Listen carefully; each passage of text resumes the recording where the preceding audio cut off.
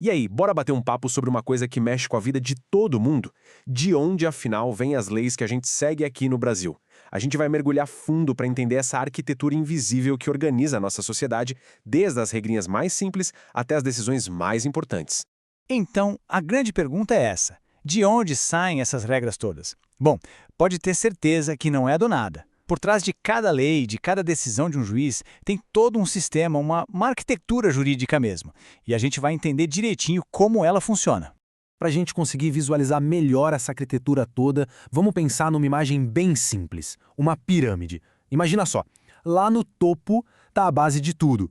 E aí, descendo, cada nível é uma parte diferente desse sistema. Essa pirâmide vai ser o nosso guia. Vamos começar lá por cima pelo topo. Beleza! No topo da nossa pirâmide, como se fosse a peça mais importante do quebra-cabeça, está ela, a Constituição. Ela é a lei maior, sabe? A régua que mede todas as outras leis do país.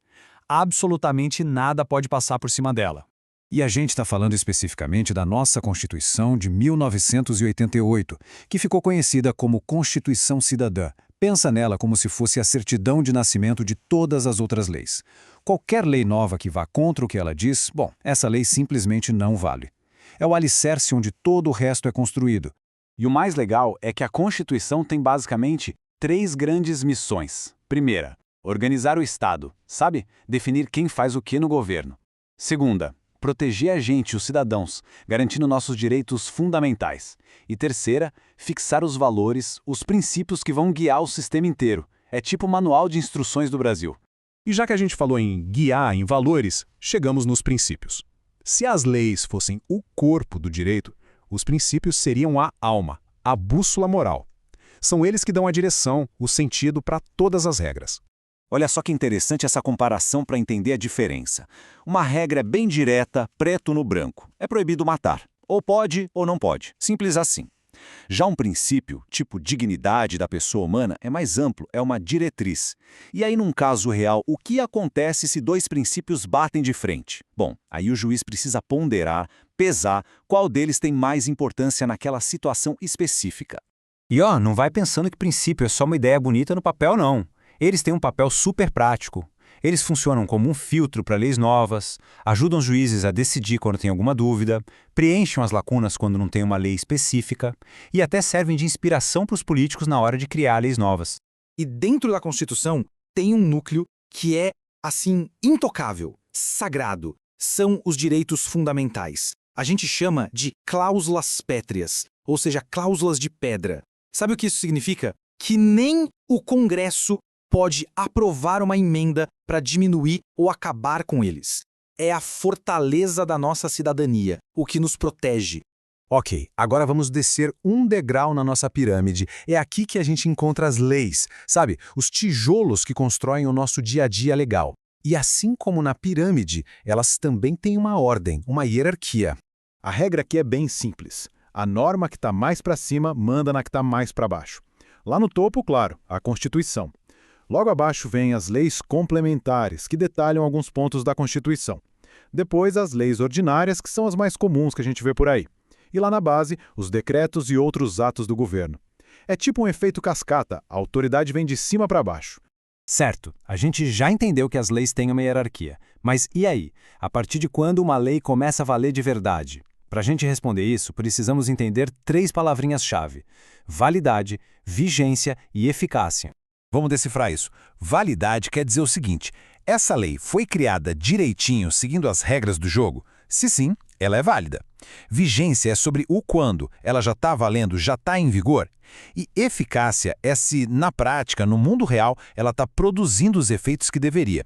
Porque, uma lei pode ser válida, estar em vigor, mas a gente sabe que nem sempre ela pega, ou seja, nem sempre é eficaz. E tem um detalhe importante.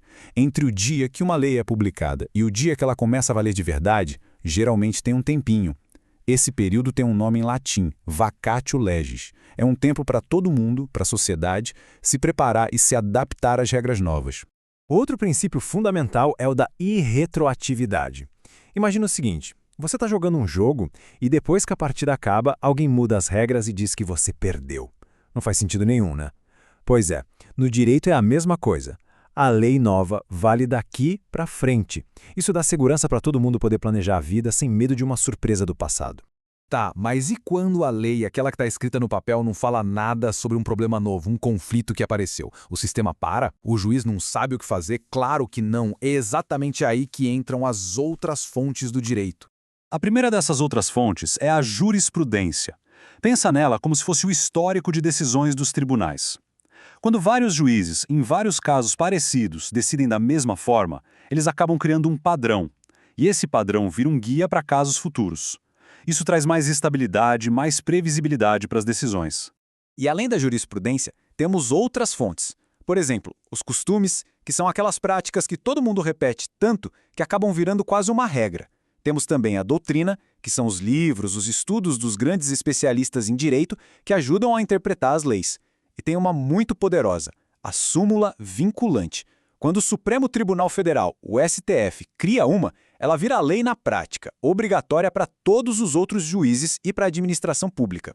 Tudo isso que a gente viu, a Constituição, as leis, os princípios, a jurisprudência, nos leva a uma ideia central do nosso sistema, que está bem resumida aqui. A ideia é que o sistema jurídico brasileiro foi pensado para ser completo. Para qualquer problema, qualquer conflito, sempre vai existir uma resposta jurídica. E isso nos deixa com uma última reflexão, né? Se na teoria o sistema é todo amarradinho, pensado para dar uma resposta para tudo, por que na prática a gente tem essa sensação de que a justiça é tão demorada? Essa é a grande questão que liga o mundo ideal das leis com a nossa realidade, às vezes bem complexa. Fica aí para a gente pensar.